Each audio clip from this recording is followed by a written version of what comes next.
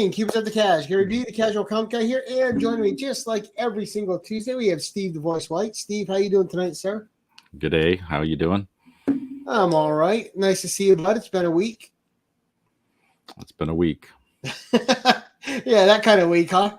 And it's only Tuesday.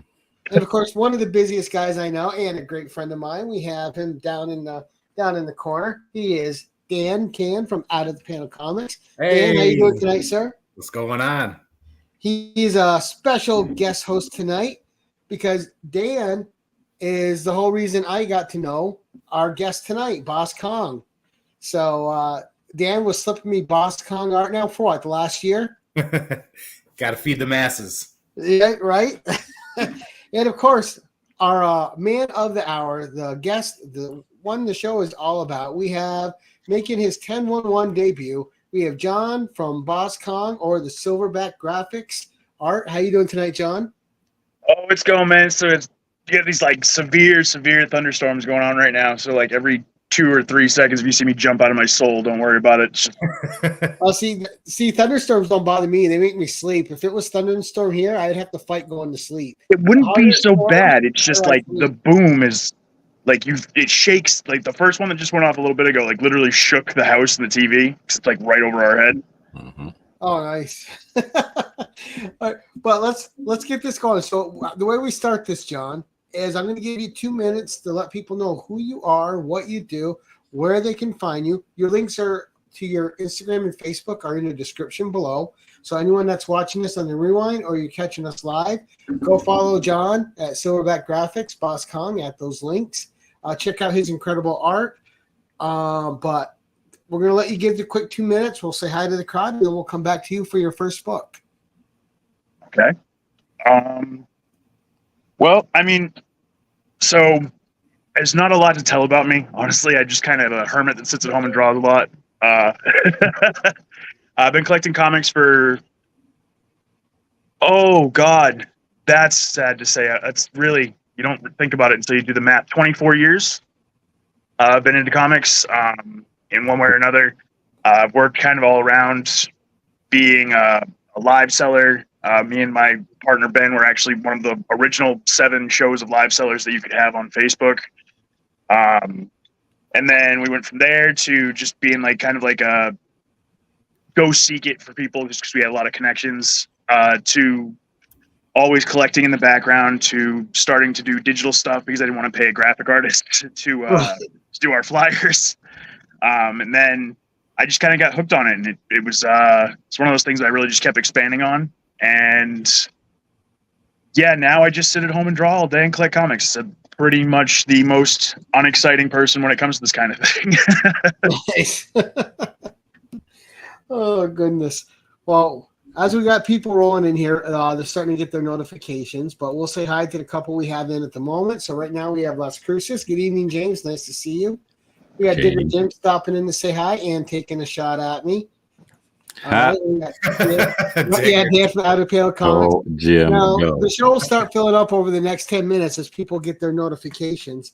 And didn't know if you wanted to give a quick 2 seconds. Show the books that you're going to give away tonight, and then and what the rules for the giveaway, your giveaway are. Yeah, give me 1 second actually, so I can just grab it. Sure. I don't know if there's a way. So I'm awful about this kind of thing, but I can like barely hear you. It's coming through real quiet on my end. I don't know if there's a way that I can hear you any better. There should be a volume control on your end. Let's see. Also, Bear with me. Sorry. While Boss Kong figures this out, he was very modest when he said he's a hermit who sits at home with his art. He sends me pictures every freaking day of his stuff, and the way it's evolved over the last few years is incredible. Well, that's how you get to Carnegie Hall, right? He's also my daughter's favorite artist, so he kind of has a lot of stuff hanging up in my house. That child is going to do far more than I ever do with artwork. I guarantee it.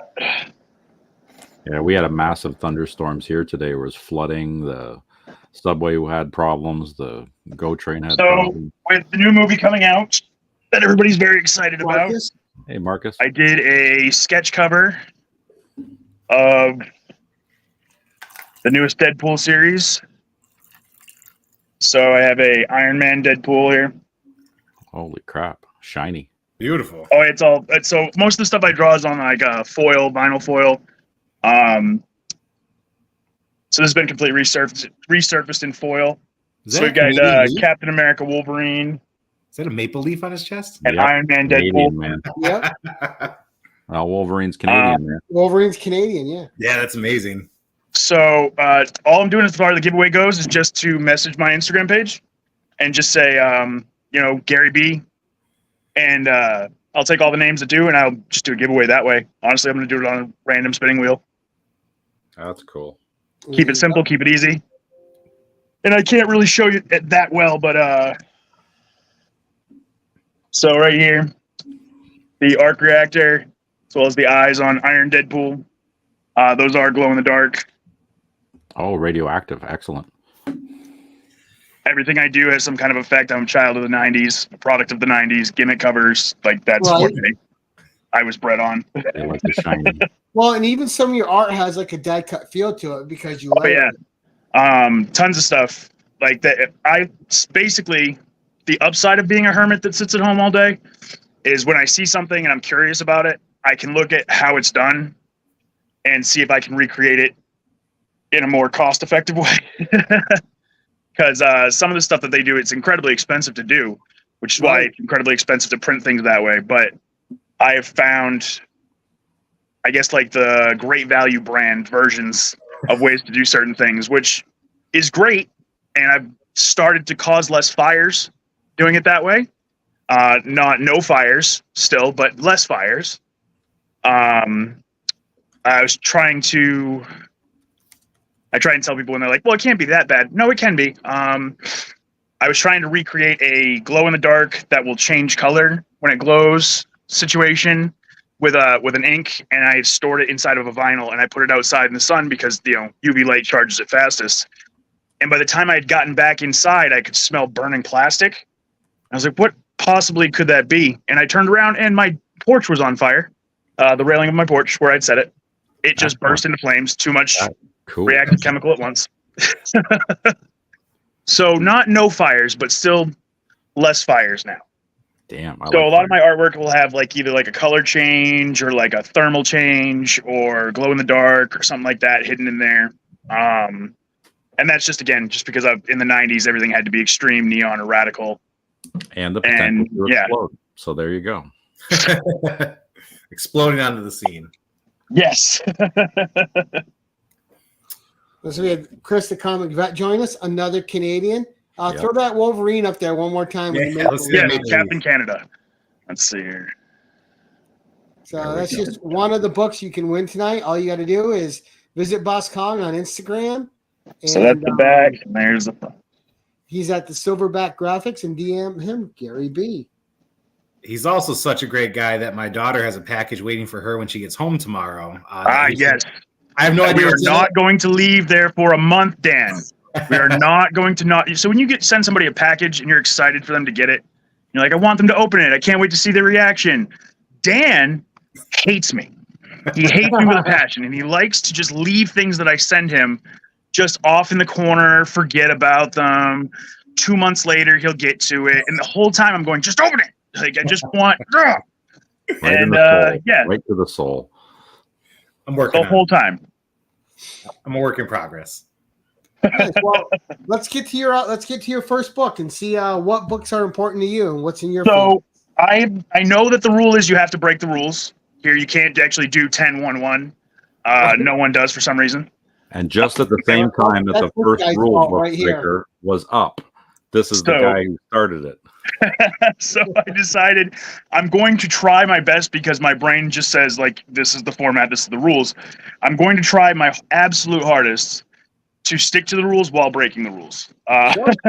The most important rule is just to have fun. Yes. Right.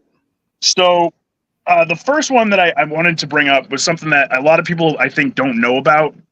And that is Ultra Force versus the Avengers, #1 from Malibu Comics. Shiny. Now, the reason I think this is so great is I love when new things would kind of come about in comics, especially when I was a kid. They're like, oh, well, this this was previously undiscovered and things like that. Nowadays, the stuff that most comic book nerds really complain about, like, whoa, they're just rewriting canon. Yeah, but that can be fun sometimes. Well, this book introduced a new Infinity Stone, and it was one that only existed in the Malibu/Marvel Ultraverse, and it was called the Ego Stone. And it blew my mind because it created this whole new dynamic to the Infinity Stones. And I fell in love with that concept, and so that is why this is the first book I definitely had to grab as far as this goes, just because I loved like the amalgam verse, I loved the crossover universe, I love crossover. Higher. We couldn't see it where you had it. There you go.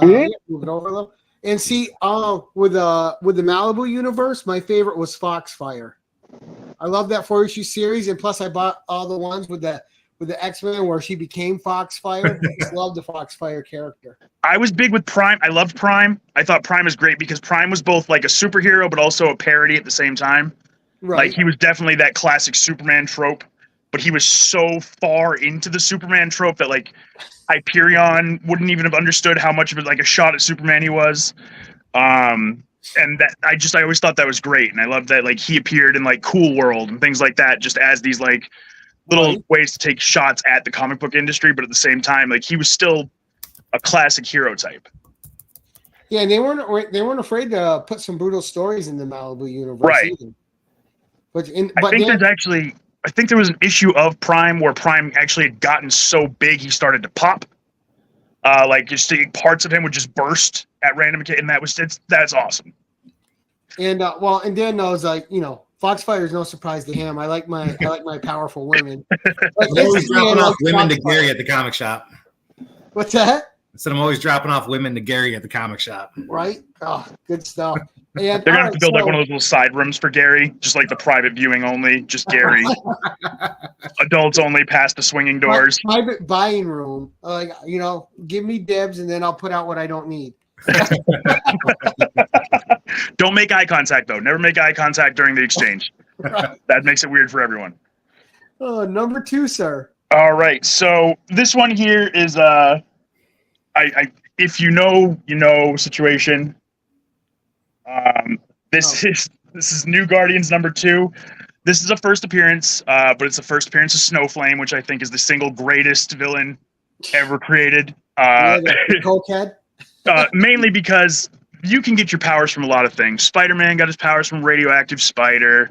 You know, the X-Men get it through mutation. Snowflame needs cocaine.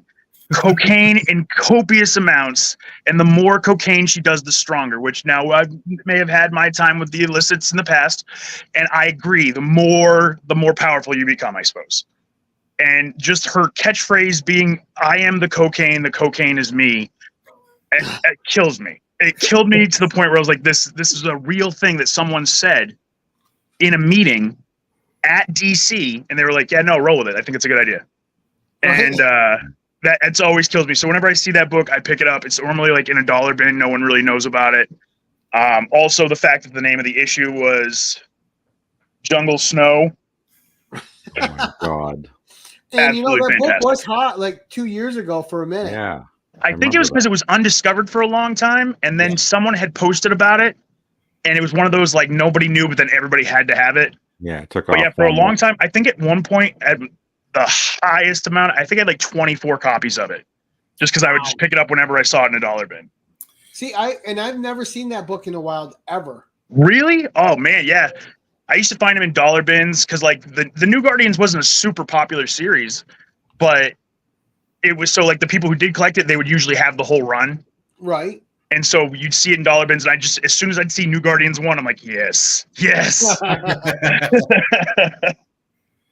There was a bunch of those type of series over there at DC too. Like Aztec was a great series, and that was only 10 issues. Yes. Aztec was amazing. I think that series was before its time. I think you take that series and like 12 years, 15 years later, I think that series hits like an absolute A-bomb.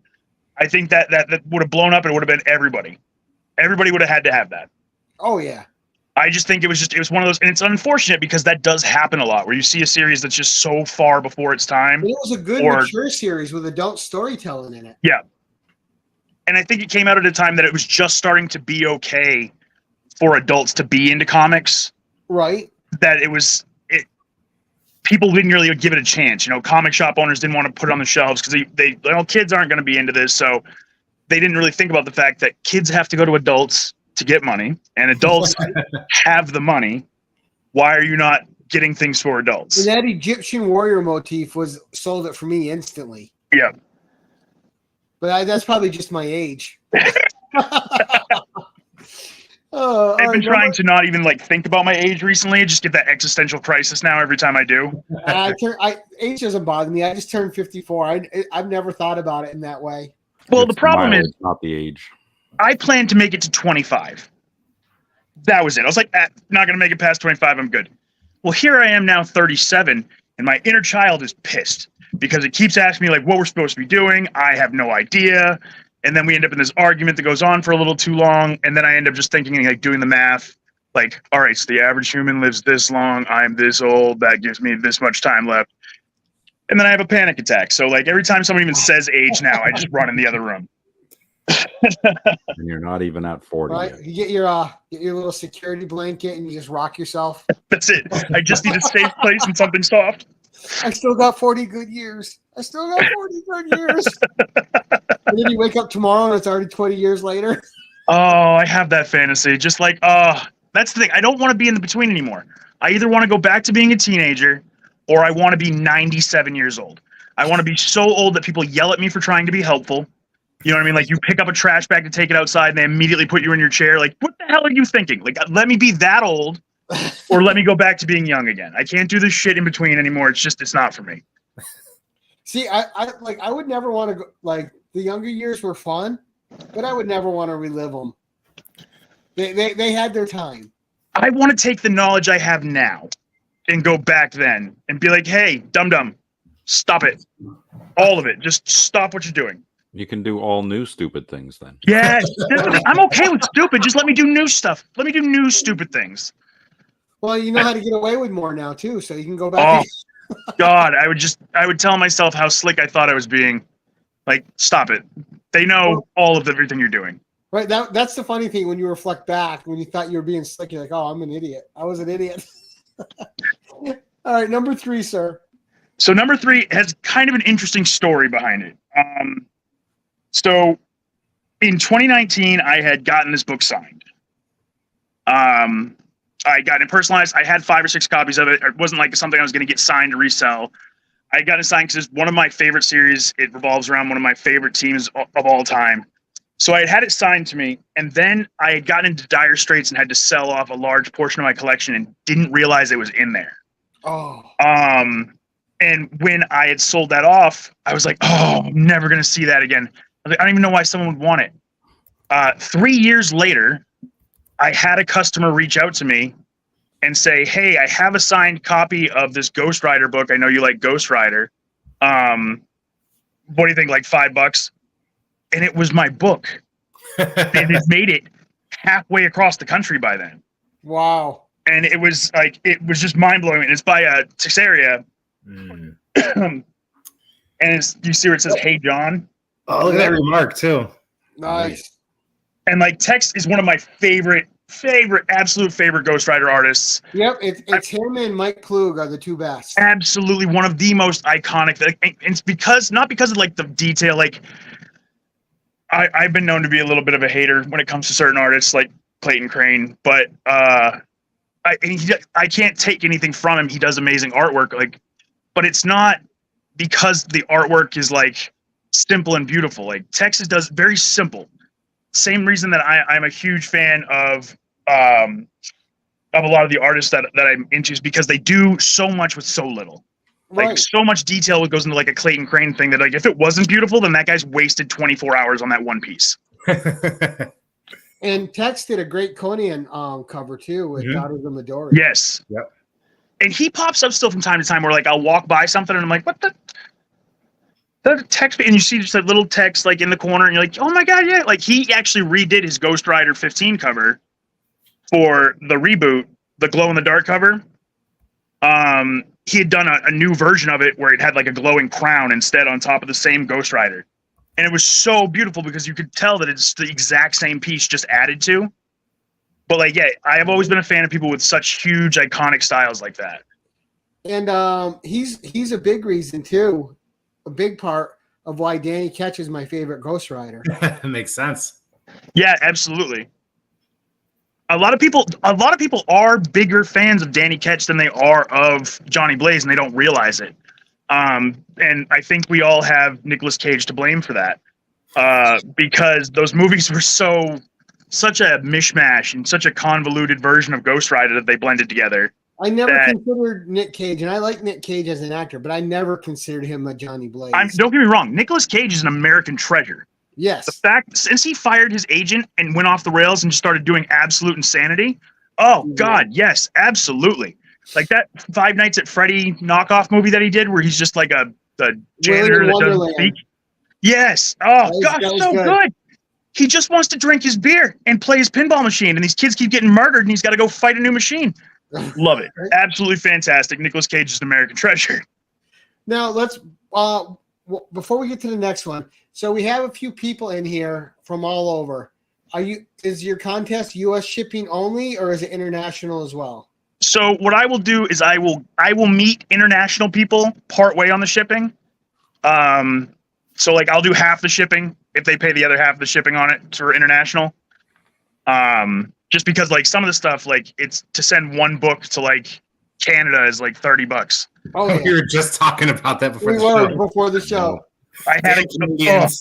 It's because of the wall. It's that goddamn wall, I tell you.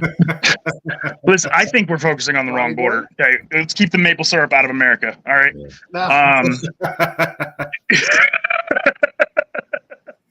No, I mean, it's insane. And I feel bad because like I've had people that come to me that even like art customers that are like, hey, I really like that piece you posted. Can I get that? I'm like, yeah, sure. Where are you? And they're like, I'm in Canada. I'm like, oh, it's going to be a lot of money. You know what? Like, hey, in the spirit of the community, if you'll meet them halfway, I'll pay the rest. Oh, that's a good man, Dan. Dan's a great guy. See, this is what I mean. Dan's too nice, and I hate it. I hate it so much because he's so kind that even when I want to be mad at Dan, part of my brain goes, but remember that time he did all those really nice things? And I can't even be mad at him. He is too nice. You know, and every time he hugs me, there's hands in new places, which I find disturbing. Well, you're grippable, Gary. You're easy grip, Gary. And like, when I met one time, so Zoe, his daughter Zoe is a big Stranger Things fan. I think we had like a 40-minute Stranger Things conversation. Oh, Rhinos, yes. But Zoe's the best. But we're gonna have you show the books you're giving away, like every 4 books. So we just had a few more people jump in. So give them a good show again what they can win tonight. And again, guys, you got to go follow Boss Kong at Silverback Graphix on Instagram. Yes. I'm gonna go snag the package that came so they can see what to expect when it arrives at their door too. I'm gonna go get that real quick. Oh yeah. So this is the book. It's a 2-book lot. You just have to go there and DM him, Gary B. So this is. You just have to message the page, Gary B. Yep. And everybody goes in the randomized drawing. So like I said, in honor of the new movie coming out, I figured Deadpool Wolverine cruising through the MCU timeline. We could get a Deadpool Wolverine Civil War. And it would just be a Canadian Civil War that I'm sure is much more polite and has a lot more A's. Yep, they're foily and they're radioactive too. And they and the glow in the dark eyes. Good potential of fire. And original art pieces by the guy that's giving them away. Yeah, oh my God. Excuse me, I'm so sorry. Yeah, that's all right. All right, let's get to number 4. All right, so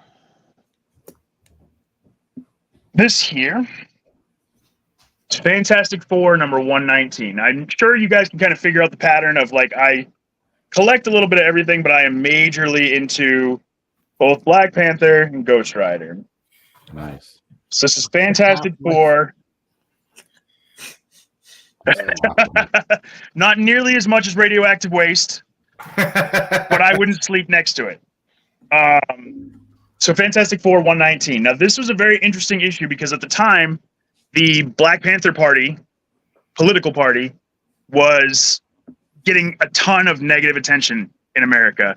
And Marvel really wanted no part of being associated with them. And so for a 3-issue period, they decided that they were going to rename Black Panther Black Jaguar. And in 119, that is the first time that they had changed his name to Black Jaguar. It only lasted 3 issues. Off the tongue. It was 3 issues. It was stupid. It was like nobody responded well to it.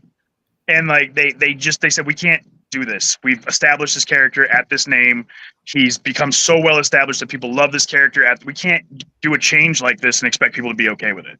And if they short form his name, it's not good. Yeah. And the funny thing is, John and I collect the same. So when we connected, it's like we can't even help each other because we all collect the same stuff. Now, right? Let me show you. I don't know how well you can see this, but let me make you big real quick, Dan. Oh yes, big. This so is package-wise, package that you can expect to get. Jerry. When I can't even see where it is so big. So he sent my daughter Zoe this package, and there's always hologram pictures he draws that are on the outside, hologram tape, everything. Opening the box is almost as much of an adventure as it is finding out what's in the box. I like to think of it like a puzzle box. Yes. And so Zoe actually calls her friends over when she's opening boxes. Like, yeah, go see this. Because it's such an adventure opening. Now, to see how to open one of those boxes correctly, go watch the AOK. He sent me, last month? Gary's the reigning champion. Gary is the single fastest human being to ever get to the inside of a box that I've sent. And I think it's because Gary is the first person to ever say, like, I'm really sorry I got to do this, but just cut through a face on the outside of the box. He's just like, nope. Which I tell people, the artwork that's on the outside of your package, like, I greatly appreciate it. It means a ton to me that people like it and they try and salvage it and they try and save it. It really does. Like, it warms my heart every time. But the reason that stuff's on the outside of the package is because I threw it in a drawer because I hated, like, that piece did not meet up to what I wanted it to be. And I just did not want to throw it away because it was still like a piece that looked like what I wanted it to look like. It just didn't match up to what I wanted it to be. So I save them and then I'll just stick them on the outside of packaging because I want every package that you open to feel like it felt in like 1995 opening a pack of like a baseball cards or football cards. Like I want the excitement to be there. I want there to be something for you to look at and experience the entire time you're doing it. And that's one of my favorite compliments that I get is like opening the package was just as fun as getting what was inside it. That's really what I reach out and like that's what I want to happen. I think mine and Zoe's first unboxing video took 40 minutes to get through the package. I tried to warn him ahead of time, like, listen, there's a lot of stuff in here, and I packaged it very well, so bring knives. And then Zoe saw the package, and she immediately like threw herself on the box when Dan went to cut it and went, do not ruin the artwork. And that was the moment where I was like, this child will be protected with my life. I do not care. I will take a bullet for this child. I will fight bears. I will take bullets. I do not care. This child will be protected forever. And not to mention, Zoe's art has come a long way in the last year. Oh my God, I love it. She's hung all over my room. Like everything that she sends me, I have hung up in my room. When you first, like, I have a little walk-in closet that's where I store all my comics. She sent me a sketch cover that she did. That's the first thing you see when you walk in. And I tell her, like, that's my proudest thing right there. Like, that's my favorite piece of my collection. Like, that stays right there. I'll sell the rest of it, but I'll keep that. Yeah, I got a little Captain Marvel custom cover she did for me that I keep right in the box over there. Oh my God, she was like 8 when she did that. Yeah. Right, it's so funny because the first one she did, she was like still figuring out like the space, like how to draw in certain spaces and make them. So like the whole cover is blank, and then right in the middle, there's just this one like super focused drawing that she did. We're gonna go with number 5, but real quick, we're gonna shout out Marcus. So, guys, every Tuesday after the 10-1-1, head over to Circumstances channel and watch FOC and Chill, where they may or may not talk FOC, but they will definitely chill and have some topical comic topics to discuss. So, always, every Tuesday night, go from this show to Circumstances. And, of course, I didn't get to say earlier, one of my all-time favorite people, Jerry the Jitterbug. All right, next up, number 5, sir. All right, so this is a newer Black Panther book. This is Black Panther number 4, but yes, this is a second print variant.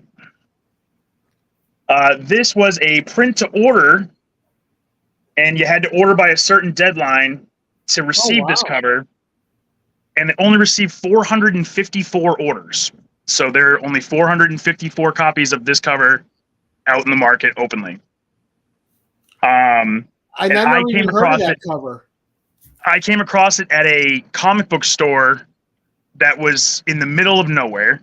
Like me and my friend were on our way to a convention, and we passed by, and it didn't even look like a comic book store. It kind of looked like a shoe store from the outside, because like it had just like a couple things in the window, and you would have just walked right by it if you weren't looking. But it just happened to have this big action figure that a friend of mine was into, and he pointed it out, and I was like, oh, let's go take a look. And it was kind of like that movie Needful Things, like where you walked in, it's like everything I wanted was there. Right. And like the guy was just like, oh no, everything is at retail. Everything is at sticker. I'm like, what demon are you? And like my friend walked in, we left with like $600 worth of stuff. I don't think we even went to the con afterwards. Wow. Because like this was there, and that was at Tag. And that's probably one of the rarest Black Panther books out there as far as like new books go. With that being said, Dan Can is the biggest Black Panther collector I know. Do you have this one, The Lord Over Him? Does he not have this one in his collection? I don't know if we've ever discussed whether Dan has this one or not, but I do occasionally like to flex on Dan when I find something that I know that he wants. I do not have that. I have longed for it. I've yearned for it. Many of those touches that Gary B spoke of earlier, me thinking about that book. If you enjoy his suffering, Gary, the next few books are going to be fun for you.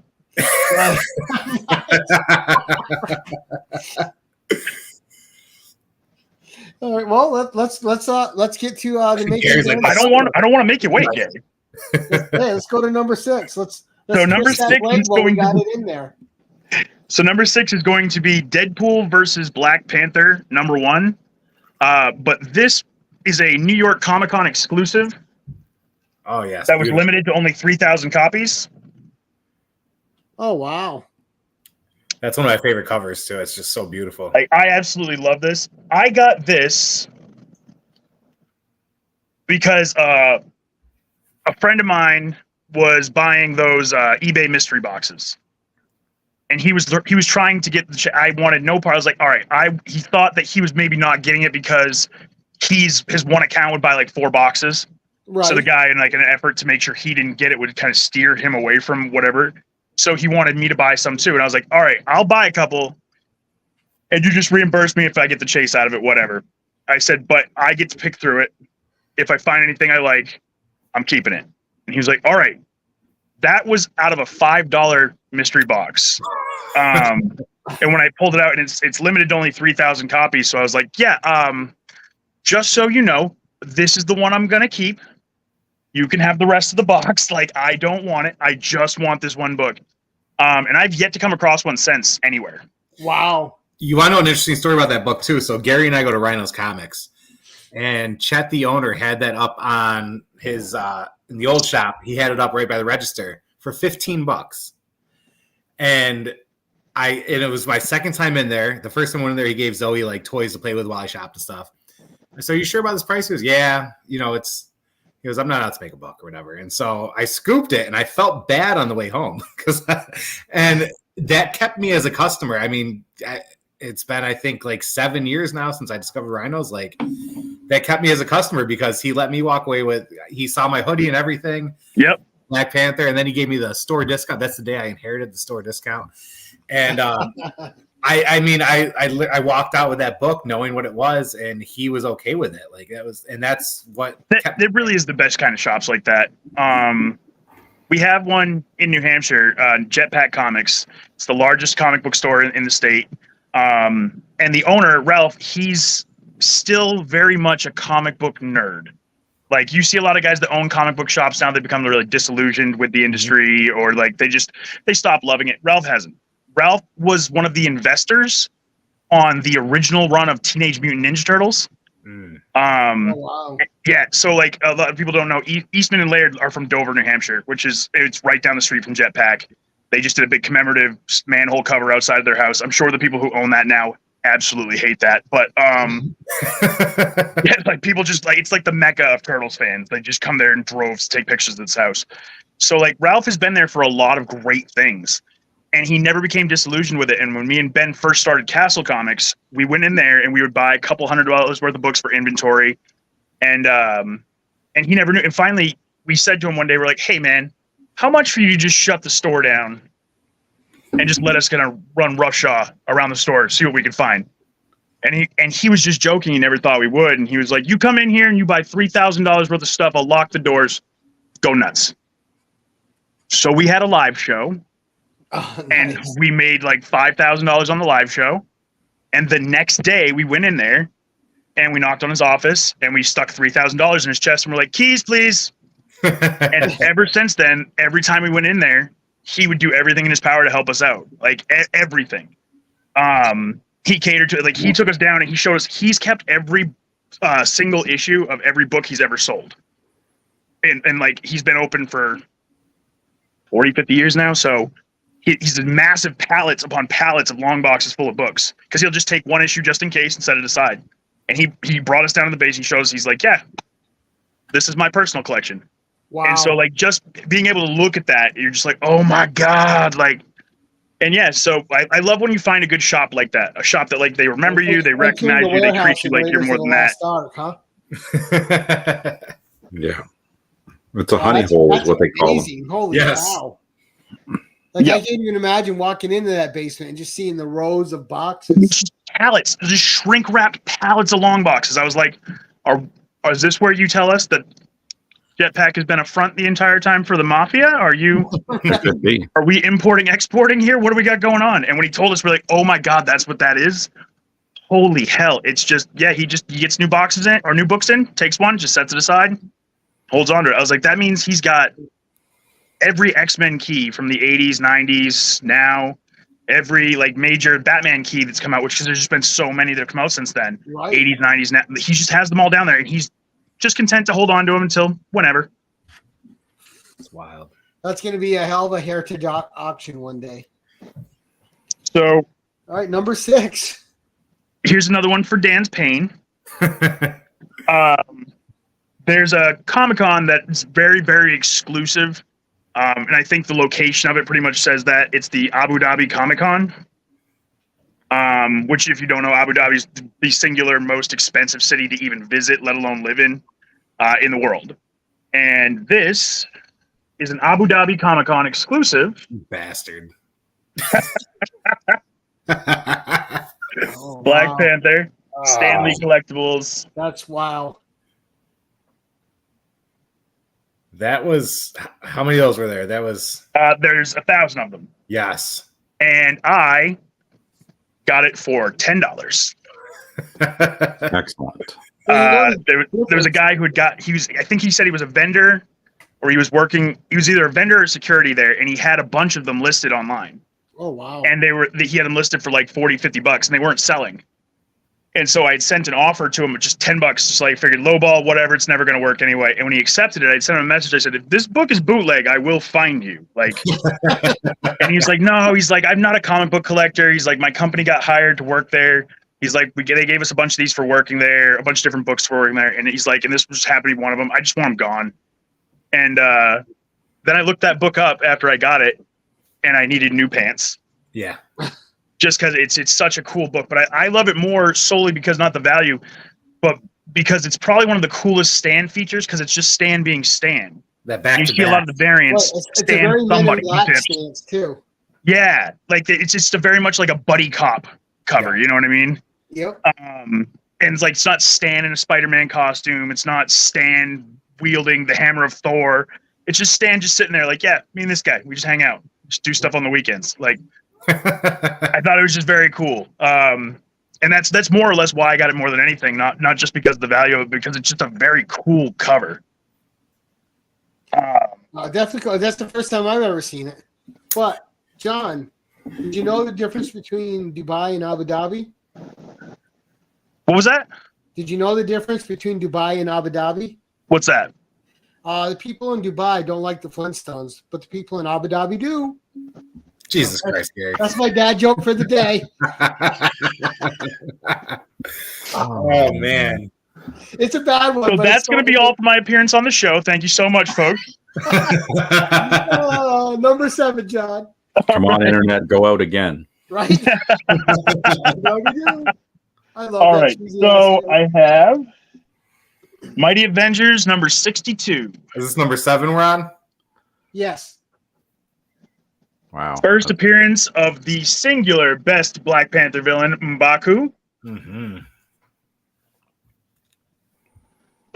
Which was masterfully done. Like that is, there's very few castings you see in movies where you're like, no one else would have done that better. Absolutely not. Rochester's own Winston Duke.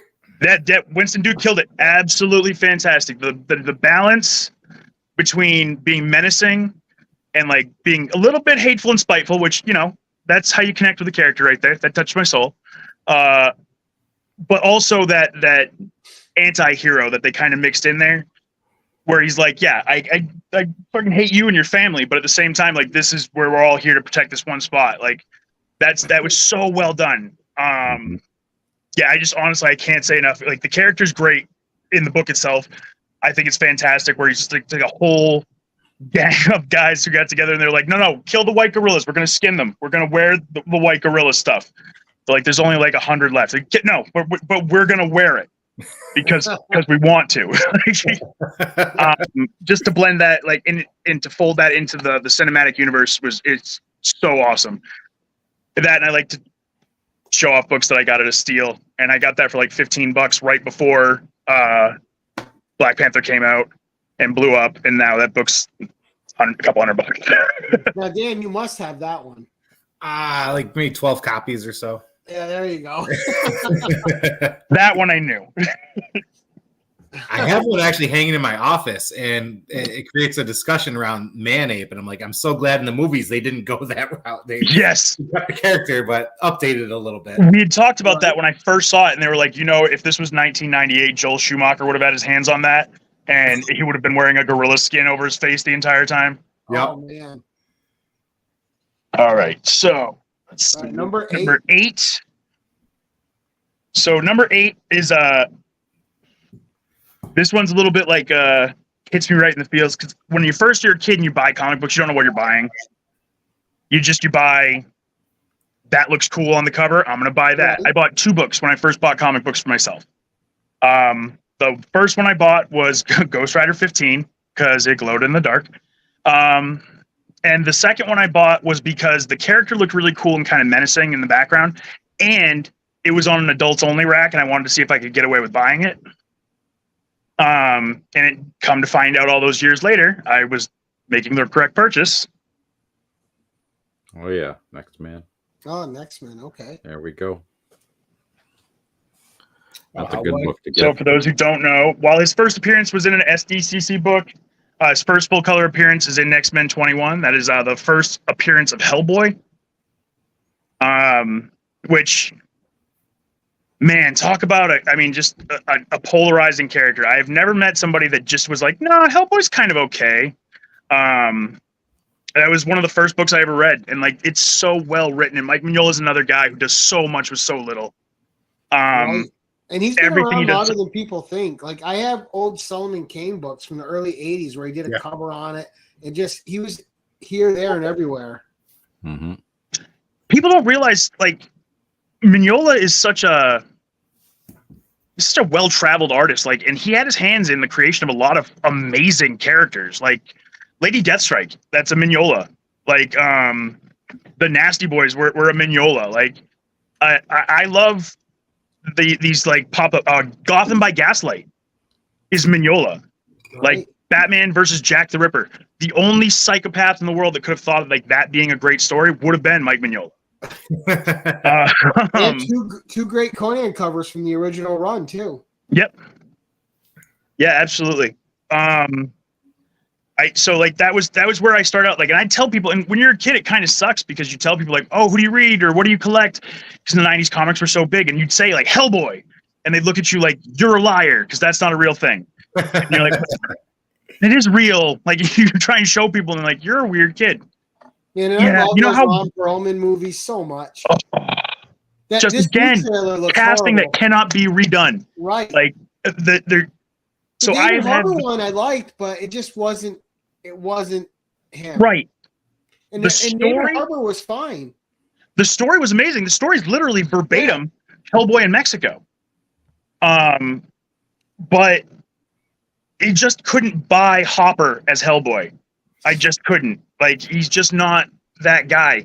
He's that guy adjacent. Like, he's that guy in, like, he could be that guy in something else. but he can't be Hellboy, especially when you're trying to fill Ron Perlman's shoes. And Ron Perlman's always been one of my favorite actors. I mean, I used to watch the Beauty and the Beast TV show just because he was in it. Like he's amazing. He also willed Hellboy to happen. So he's another, like, he and Ryan Reynolds, I think, are the two that like took the most guerrilla approach to getting their stuff made. Where they're like, the studio said no, I said yes, so let's make this happen. It makes me wish like they turned down doing Hellboy 3 because they didn't want to give Guillermo del Toro the money. But now you've spent money on 2 films that wouldn't even have made what that third one would have made. That trilogy, the third movie should have been made. I don't think it would have been able to be as great, though, without Del Toro attached. And I think Del Toro's name was literally more radioactive than some of my artwork. Just at the time, he had such a bad reputation at that point that they couldn't give him money. And I think that those movies relied on his monster making. Like, Del Toro's movies are fantastic. Like, I don't think I've ever watched a bad Del Toro movie. No, just from an aesthetic position, amazing. Absolutely amazing. They put out a series on Netflix a couple years ago where he endorsed a few horror writers and horror movie makers. Right. And it's like this anthology series. Yep. And just because he had put his stamp on it and saying, like, yeah, no, this is great horror, I actually sat down and watched the series, and everything he said was right. These guys were amazing, and it's because he knows that genre so well. So I don't think if you took him out, he would have been able to. It would have been able to live up to like Golden Army. Like Golden Army would have set the standard as far as Army was amazing, and just alone for that one, the best scene in that movie for me was just a conversation between Hellboy and Abe Sapien in that room. They just had like an honest conversation with each other. The drunk Abe Sapien was so good and so down to earth. Like you could not connect with those two characters during that conversation. Right. Which is ironic because that's actually about my next book. All right, well, let's go. So, the next book I have is very near and dear because I got to make a friend. I got to make a famous friend, but I got to make a friend through conventions where me and my went to the same one every year. It's here in New Hampshire. Doug Jones comes to Granite Con every year, and he started remembering us because I've loved Hellboy and Abe Sapien for so long. So meeting Doug Jones, I am very, very much not impressed by celebrity in any way, shape, or form. I couldn't speak to him because I loved so much that character, and he is Abe Sapien. Like, he's just very much, you cannot cast that anywhere else. And I hate that they didn't let him voice act the Silver Surfer. They should have. He's a well-known actor. He can act. You should have just let him. I'm not hating on Lawrence Fishburne, who's incredible, but they should have just let him do the whole role. Yeah. I agree.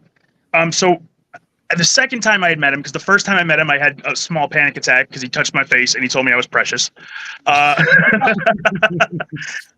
second time I met him, I went into my collection and I dug out my childhood copy of Seed of Destruction #2. Beautiful. First appearance of Abe Sapien. And I brought it to show him, like, look, I bought this book when I was a kid, and I've loved your character, the character that you played so much because you did such justice to it. He grabbed the book from me, and he had looked at it, and he said, "Do you mind if I open this?" He said, "When we were getting ready for the roles, they only give you the big, thick versions of the books." He goes, "I've never actually flipped through a single issue before." And I was like, yes, please have at it.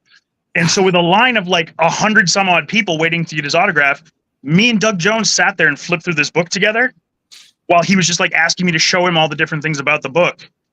And when he signed it, he was like, "Just so you know, this is the first time I've ever held this issue." He's like, "Thank you so much for giving me this experience." And so then I immediately went for the door because I didn't want to cry because I'm a grown man. And I got outside and I was like having a meltdown. But I love having this book. It's great that Doug signed it. It's great that it's a key. But I like it because of the memory that's attached to it. And like the fact that I got to share that with him. It was a very, very cool moment to have. And you said he sat there and thumbed through it. I mean, how amazing is that? Yeah, like he was like, no, come here, sit down. Like, and his handler's like, "Sir, we have people we gotta." He's like, "Absolutely not." He's like, "You sit down," which he had these giant long alien fingers. So like every time he flipped through the book, he's just like, it looks like one of those gray aliens just turning the page. But yeah, he made me sit down next to him, and he's like, "We're gonna look through this whole thing." He's like, "I've never actually done this before," and it was such a great moment. That now every time I see him when he comes to town, he knows us by name. He wants to sit down. He wants to talk about stories, and it's awesome. Like we saw him right before the new Hocus Pocus movie came out. Because a lot of people don't know, if you've ever seen a movie that has a skinny guy in a rubber suit, that's Doug Jones. Everything, like all of them. If you can picture it, it's him. Because he's just this tall, wiry guy who's very, very able to just fit into anything. I don't think he actually has bones. I think he has those thing like birds have, like just collapsible bones. Right. But yeah, we get to talk to him about that, and we get to like get the inside scoop on that. He's such a great guy. I can't say enough good things about him. But yeah, that's my other Hellboy book. That's a great story. You gotta love when you meet someone like that, and they're the nicest people, right? Oh yeah. It's just all amazing. Right. And where are we at? Number 9? Yep. All right, number 9 is more just because of what they were. The series of variants, or a story, and then a series of variants that Marvel put out. So here's me breaking your rules. Is now I have 3, 4, 5, 6 to do on one. Okay, let's do it. All right. So this is Marvel Apes, because you cannot be a cartoon gorilla and not support Marvel Apes, which was a series of books that Marvel had done. Yes. That was like covers, but they were all done with all the characters replaced with gorillas. Yeah, Invincible Iron Man. I forgot all about that series. He was Kevin. He was the fish guy from Shape of Water. And he was also one of the gentlemen on Buffy the Vampire Slayer on the silent episode. And then this is probably my favorite out of all of them.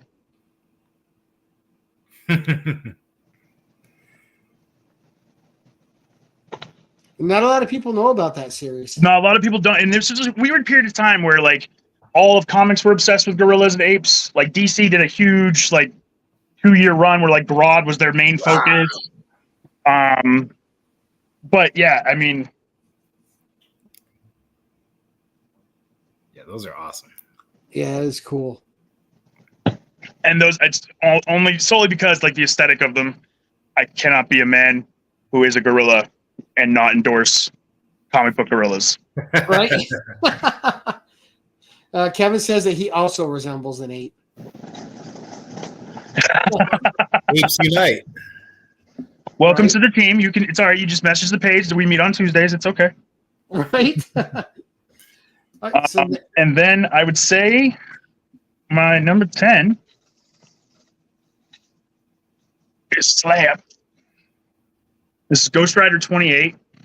oh, This nice. is the first appearance of the Midnight Suns, which is my absolute all-time favorite horror team, favorite comic book team in general. And this book has the most unconnected signature in the world on it. And that is, I don't know if you can see there, Nope. signed by Stan Lee, Oh, nice. Oh, wow.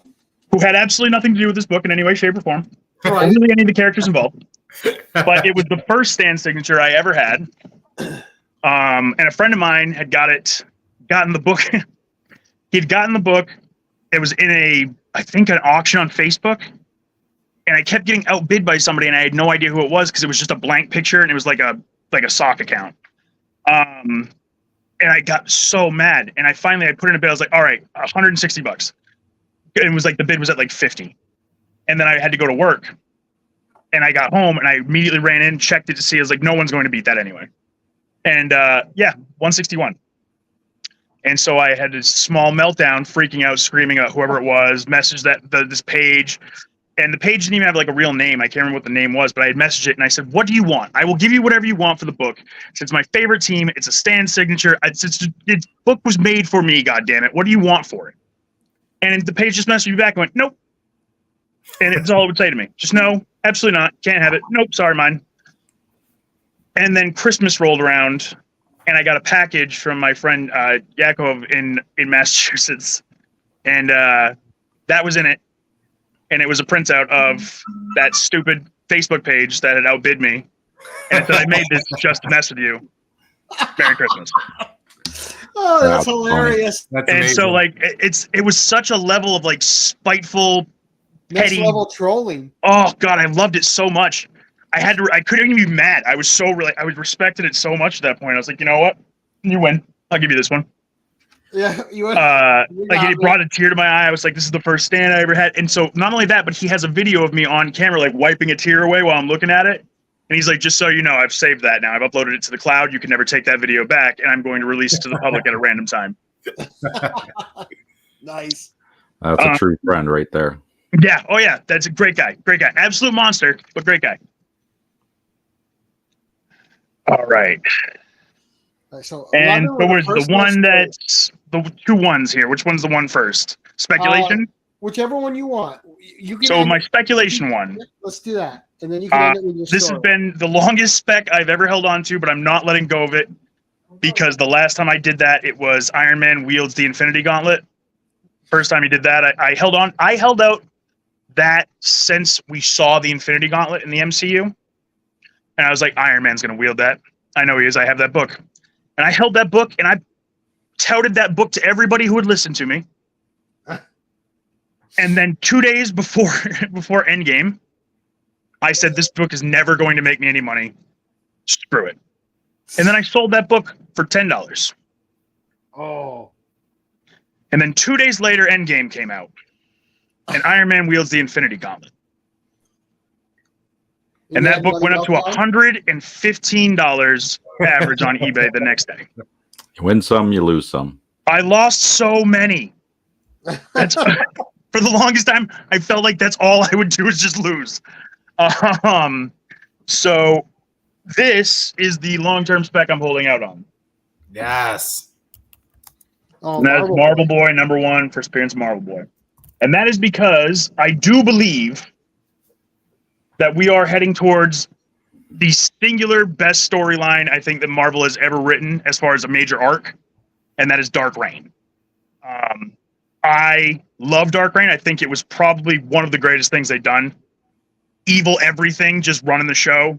Like it was such a turn everything on its head that I only thing I could think that DC could have done to even compare with it was Blackest Night, where there was just so much bad overpowering. So it was the first time like you could look at everything and everything felt hopeless. There was no hero to run the show because every time you thought somebody was there to run or to like save the day, no, that person's also a dickhead.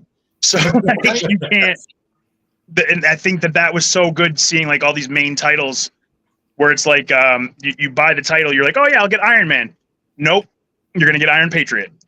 Like, oh, I'll read Wolverine then. Nope, you're gonna get his kid. Like you're gonna, and that was such a great series that I loved it so much. And Marvel Boy was the Captain Marvel for the original Dark Avengers. Yeah. Which I actually have to grab was my last book. And let's see.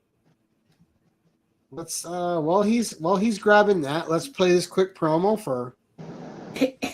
What's up, comic book players and players? It's a pimp named Slaughter here, and you are watching the 1011 with Gary B, the casual comic guy, and the keepers of the cash. I'm just coming through to let you know that tonight after the show at 8:30 p.m. Central Time over at Circumstances on YouTube, we'll be doing another episode of FOC and Chill. Link to join the stream will be in the chat, and as always, the audience will decide, will we talk about FOC or will we talk about some other randomness in the comic book community? Hope to see you there.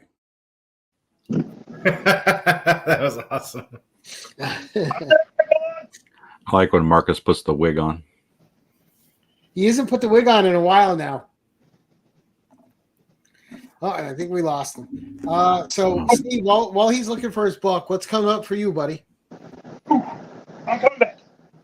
Oh, he's coming back. Oh, You ever hide something on yourself so you can't find it? You're like, I'll put this here. That way there's no way I lose it. I'll remember it's here. I have the attention span of a goldfish. So the second I do that, I've looked away and I've forgotten where I put it. So that just happened to me. So this next book, this is the book that like, I love this book because a lot of people don't know about it. A lot of people don't know it exists. And And I believe that there will be a nod to it in this upcoming Captain America movie that's coming out. Which, by the way, whoever did that trailer, amazing.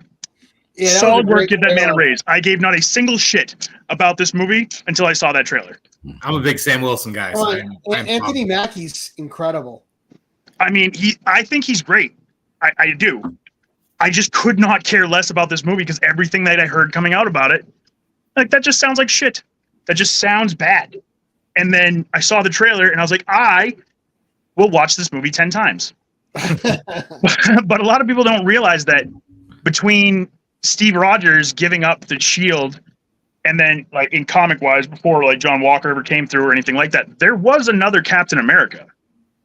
There was Roscoe Jenkins. Yeah. Oh, you're gonna show the truth. Just Captain America. So this book right here, Oh, nice. Yeah, beautiful. Captain America 153, that is the first appearance of Roscoe Jenkins, who is Captain America's hand-picked replacement to wield the shield when he wanted to step down. And it was the first time Cap had ever stepped down, and the character did not really hit very well. Oh, I know, Red Hulk hand. I'm sorry, I saw the comment, but God, the red, just like the little millisecond where you're just like, no. That's so good. So good. I don't care if he has Harrison Ford's face. Ginger Hulk is going to be the savior of that movie. And you know we're only going to get 2 seconds of him, and then it's going to cut to like a screen wipe over, and it's like, now, watch the Thunderbolts. But I'm there for it. I was just just surprised they want would to see cast it. somebody. And I love Harrison Ford. I was just surprised they would cast somebody that old. Bringing Yeah, in a fresh I just, character. oh, Like how many movies can you have him in now? yeah. But I mean, it's Harrison Ford. He's a pedigree, but That might also show the commitment to the character isn't all that much. right. It might I just think be a Harrison couple Ford's your movies. safe bet because he's not so old that like you're going to get one movie out of him and then we're going to be like, rest in peace, Red Hulk. But at the same time, if it doesn't hit, writing him out probably won't be that hard and unbelievable. You know, but I just don't see that doing anything bad. No, that trailer was amazing. Yeah, it was great. Yeah. Whoever did, again, I just, And the aerial stuff they do with Mackie is incredible. yeah. And I was watching something. This is the first time that you're going to have a Latino American actor playing a Latino American character Yep, the new Falcon. in a Marvel movie in the entire of it when you have the new Falcon, which is crazy to think about because you're like, no, there's been everybody. They're literally running out of actors for MCU movies. Like, and no, that's the first time, which is insane to me. Because the first time I heard that, I was like, no, you got, oh no, he was playing a white guy. Like, but what about, no, he was playing a white guy. What about, oh, Marvel doesn't have the greatest history of writing culturally diverse characters, huh? Okay. But yeah, I'm super excited for that to come out, and I think that's my that's why I do think there will be a nod because Isaiah Bradley's in it. You saw just that quick clip of Isaiah taking a shot at Ross, and so I think that's going to introduce that page. But they're going to have to acknowledge that this guy exists, Yeah, because he's a part of the history. He's a part of the canon, Right. and I think that's a character that nobody really knows is out there because he was such a short time. Again, like Black Jaguar, they were just like, no one likes it. Let's change it. Move on to something else. Right. Never happened. So I think that we're going to see that come up with the introduction of the Patriot program, whether that is just to introduce Patriot as the character or not. Right. But I think it'll be very interesting to see. yeah, for sure. Nice. All right, good personal story. Sorry, that Oh, you're good. Thunder. Oh, that's all right. No, those books were fantastic. And the best, and this is exactly why I love doing the show, right? You get to see all these personal books. Nothing on the show is about value unless it's personal value. Right. Nothing's about monetary value. It's just about what you love. And that's the main reason I do this. Is I don't want to see the books you see on every other show. I want to see books that are deeply personal to whoever's showing them. And Yeah, that's why when you told me about the show, man, like I was like, how can I not do that? Because I've done other shows before in the past where I've talked about comics, and they're like, yeah, but what's it worth? Yeah, but what's it worth? Yeah, but you're like, well, right, but no, but there's, And like I've gone off on these tangents like I have here, and I can just see fucking eyes glazing over because they're like, oh, we're not talking about how much it's worth. We're not talking about what eBay sold listing says. And like that's soul sucking to me because like why? Yeah. If you wanted this, go collect baseball cards then, because that's a market full of people like that, and they'll all be happy to do that with you. And some of my favorite stories are out of the dollar bins. Yeah. Like so the new Avengers run, Avengers Volume 4, has by far my favorite joke book in it, and it's in every dollar bin. And once I tell people about it, every live show I ever did that I told people about it, that book went for like over $25, $30 because people had to have it. They just wanted to outbid each other for it. And it was a book that was considered controversial. It was issue number 4 of the new Avengers series.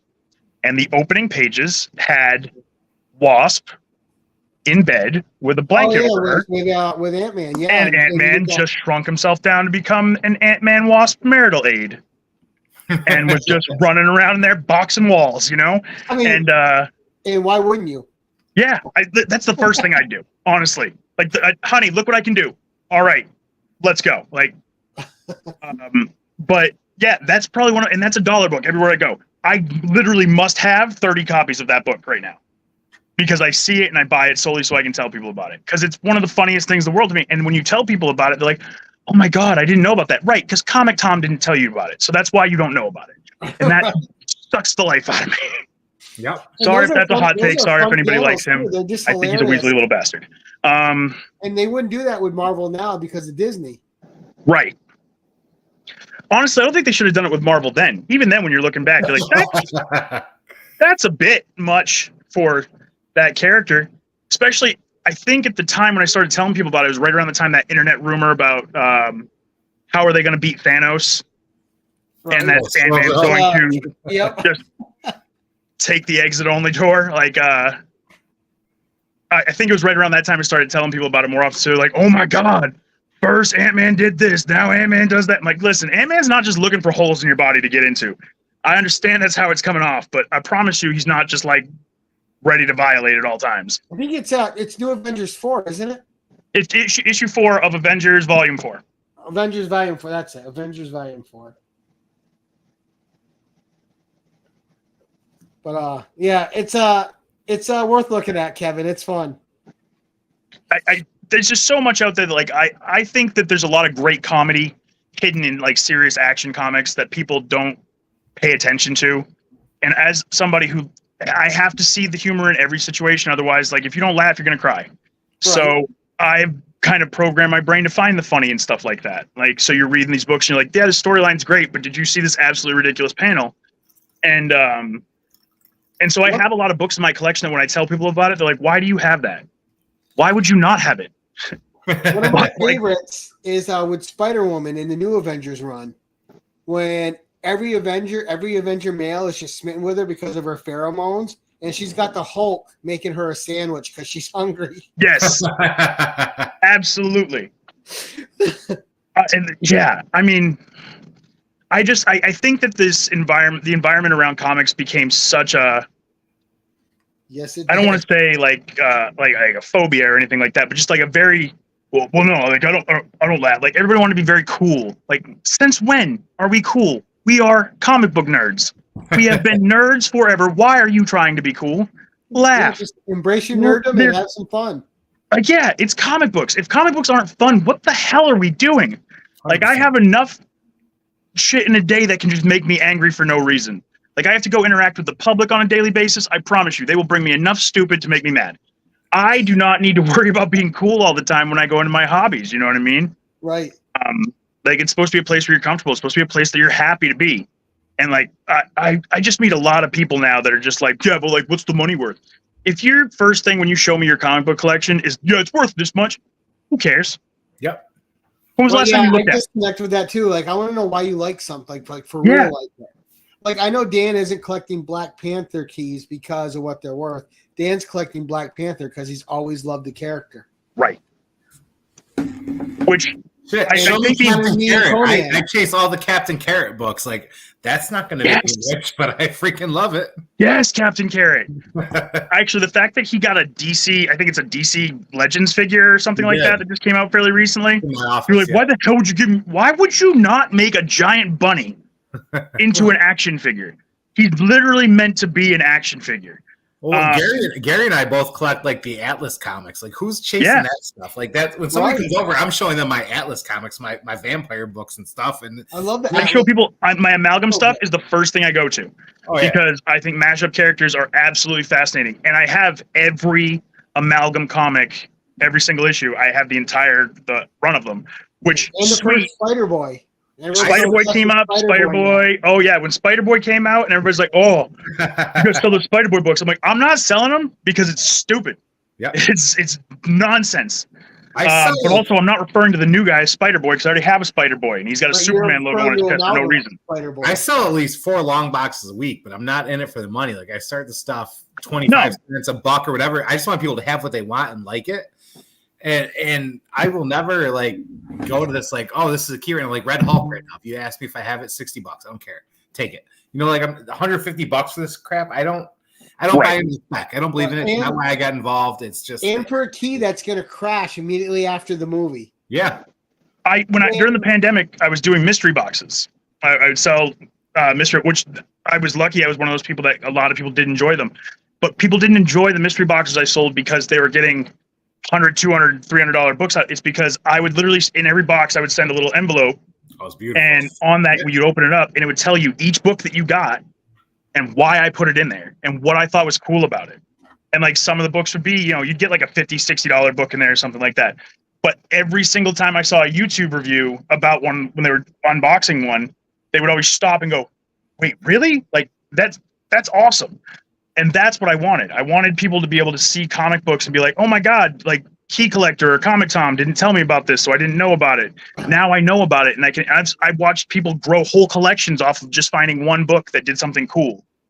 And that's what every box I put out, I made sure I wanted to blend cool and value in there. So people were getting their money's worth, but at the same time, they enjoyed what they were opening because it was something they didn't know about.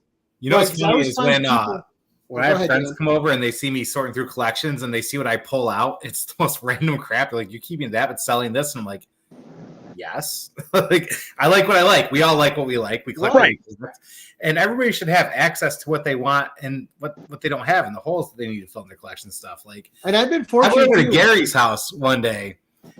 I'm a huge Kazar guy. And he sent me home with a short box of Kazar. Didn't know what I had, what I didn't have. Just, hey, take this. I got it. And it filled a bunch of holes for me. And it's like, wait, do you need Kazar? Not anymore since Gary. Do you want more Kazar? I now have every run completed.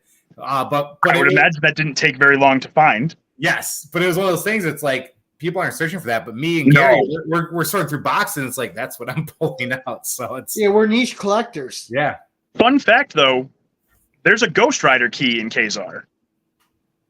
I think it's volume 1 of Kazar, you meet the brother demon, the demon associated to Zarathos? I can't ever say his name. I can't say it. Mephisto? The demon. Yeah, the bad guy. The big key of the last 15 years. But yeah, he's actually in Kazar. He's in like issue 4 or 5 of volume 1. I think it's volume 1 of Kazar. Where he shows up. Like, I have that one book. Is a key too that everyone's always looks for. Which it's one of those books that I never thought I'd have. It's just associated with Ghost Rider. I love everything Ghost Rider. Yeah. But yeah, so I mean, I think that people focus too much on value. And for those of you that might be like disillusioned that are watching the show, like you're just like, I just collect comic books because they're worth money now, and then I put them in a room and I walk back out.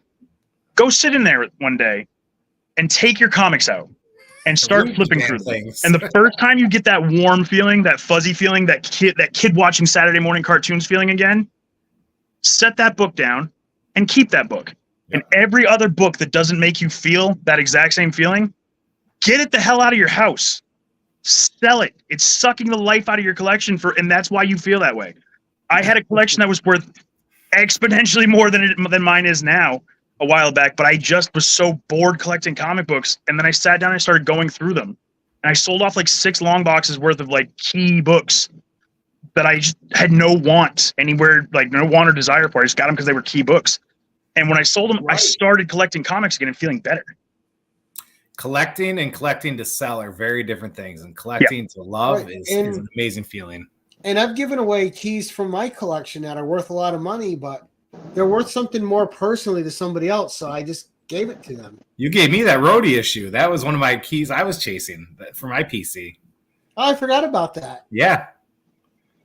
I mean, I have this variant here, this Black Panther variant that I could probably give away to Dan if I wanted to, but I want to watch him suffer, so that's way more George than my collection. I think you should make him suffer too.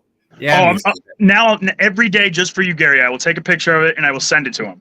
I need to see it on vacation. I need to see it. Like everywhere I go, just a little towel over it, sitting by the pool, extra Mylar on because you had a sun protection on it. All right. We're going to start wrapping up because I have to get to work soon. Absolutely. We're going to start out by going around to see who's got what coming up. And he's sick tonight, so he's been a little quiet. But my good buddy Steve. Steve, what's coming up for you, sir? Plus, I'm in a town where if it even hints at storming, everything just goes. Mm-hmm. See, look. Gary, give me that.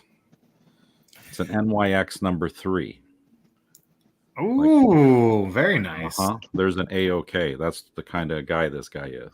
Well, the AOK I'm including with Gary's next shipment to you is not nearly that nice, but it does go with your indie line.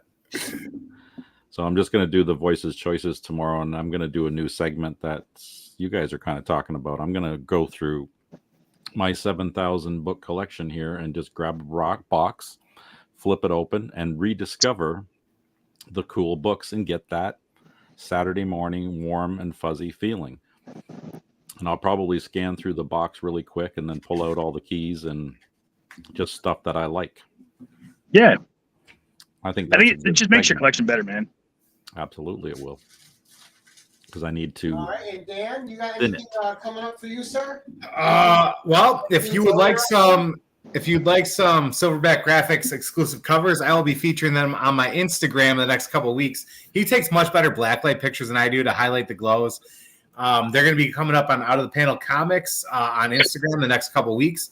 They'll also be at my live shows in person, so you can see it for yourself. Coming soon, I have a few events coming up this summer. And comic book buy, sell, trade on Facebook. I have quarter auctions about every other day. The cheapest book prices on the internet, and they're not garbage. I bought many from Dan, and Dan's also just given me many, and he wouldn't take my money either. Yeah, so if you are searching for something, I'll probably just give it to you. So let me know. Dan's not good at business, is what he's saying. He's not good at sales. As my wife says, I'm a terrible businessman. I'm all about people being happy in the comic community. There's so much toxicity. I just want to give people what they want. I don't care about the spec market. I've sold books. I don't care about the movies. I love watching them, but I don't care about the price of the movies. I just want you to have the books you want. Hit me up on IG or whatever, but in celebration of Boss Kong, I have his covers. They'll be going up soon. And he has a lot of them. I just send them to him sometimes, like whole Gemini's full of them. He's not just a great artist; he's a great human, and glad to call him a friend. We support him immensely, and he's my daughter's favorite artist, and can't speak enough about that. So, right, and he sent me that great black cat frame, nonetheless.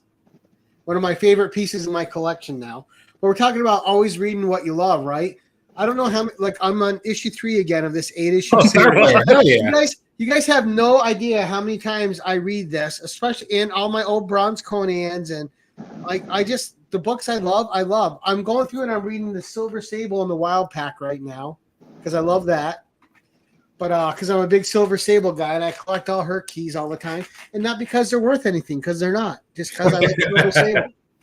And but it's just stuff like that. So coming up for me in 2 nights' time, the roles are reversed. We have Digger Jim, John's Comics for Kids, and Cliff NY are putting me in the hot seat, and they're interviewing me on my own channel. So good. Taste your own medicine. Yes. So I'm doing that in 2 nights' time, so that'll be a lot of fun.